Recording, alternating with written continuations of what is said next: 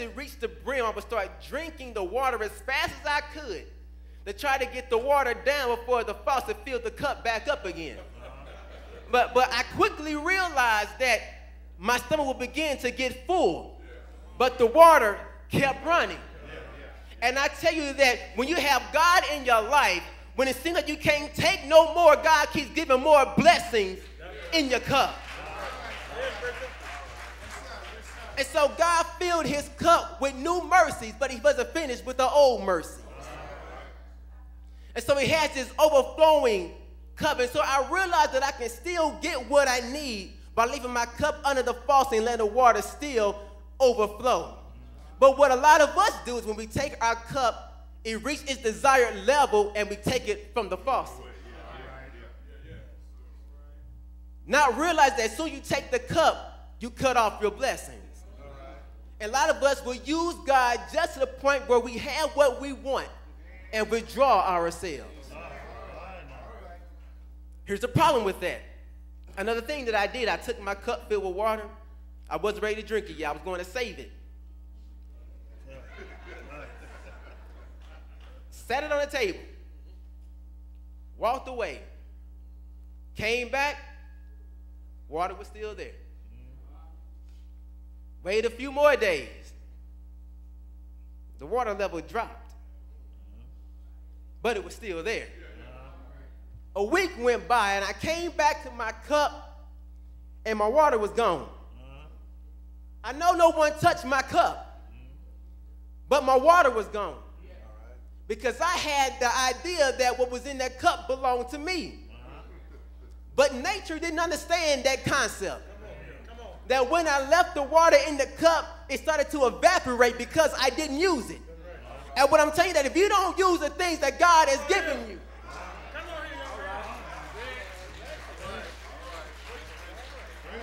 you're going to find your blessings evaporating. Because though God gave it to you, it doesn't belong to you.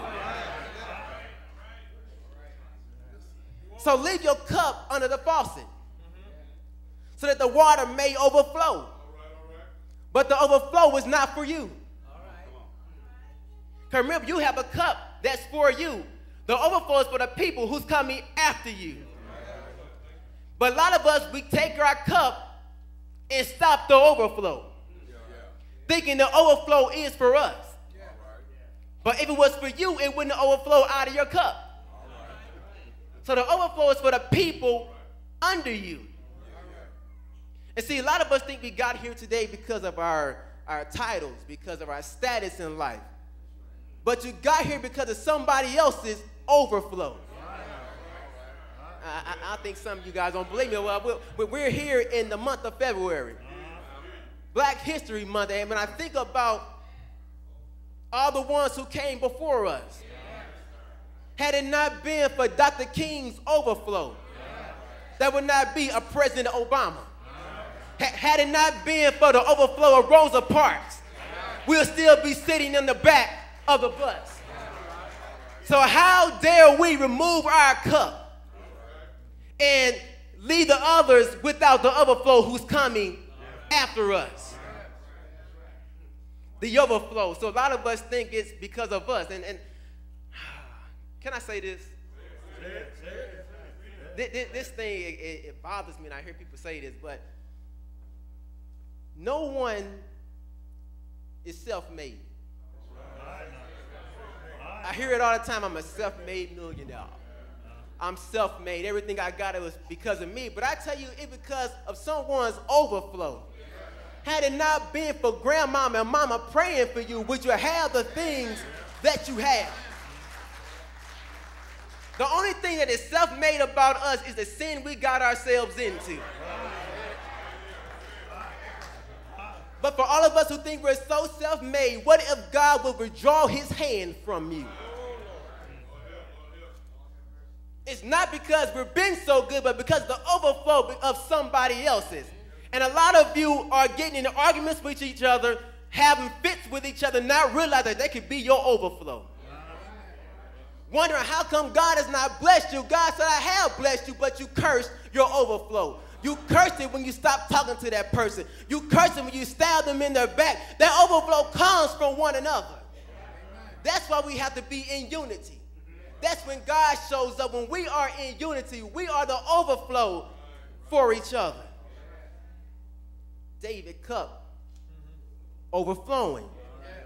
He's wondering why his cup is overflowing. He touches his head and realizes that his head hasn't been anointed with oil. The anointing means that you have been set apart. The anointing means that you have a special calling on your life. But just because you have the calling right now doesn't mean you're called to do it right now. Okay, can I paint the picture that there was a man by the name of Samuel who God told him to go find him a new king because Saul messed up.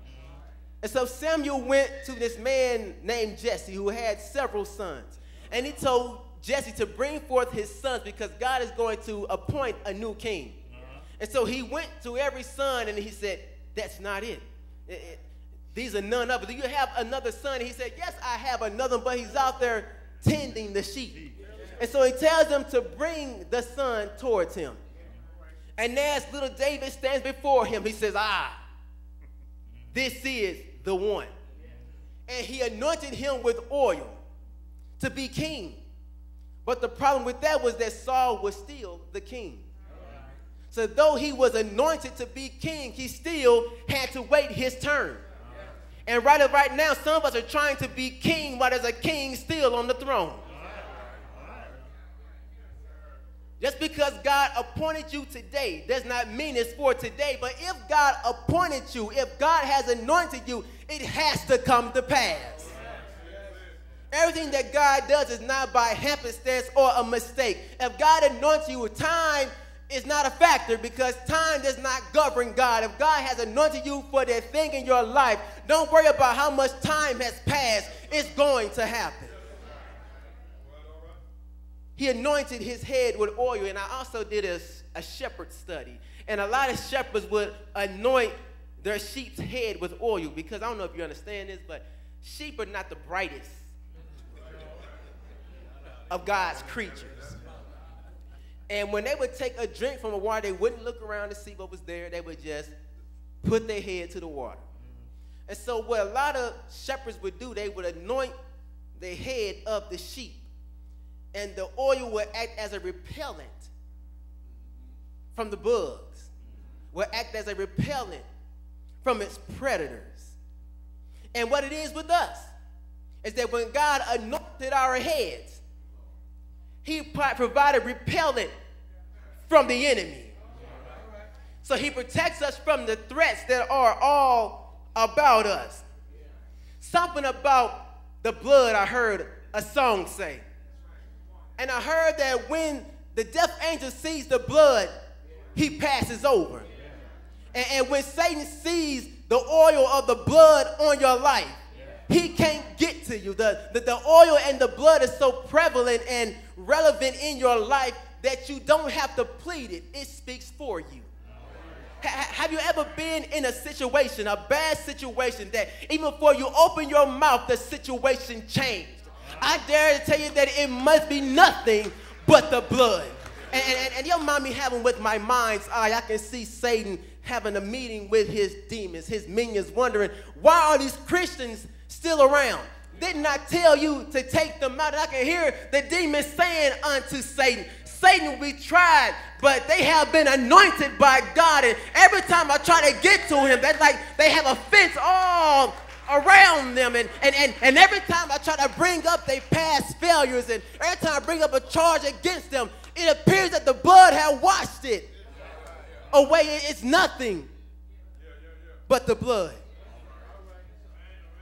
And so after David wipes away the oil that's dripping from his head, from his eyes, he sees that there is a table in his presence. A table prepared for him in the midst of his enemies. And a lot of us are wondering, God, why would you prepare a table in the midst of my enemies? Wouldn't it be easier just to remove my enemies?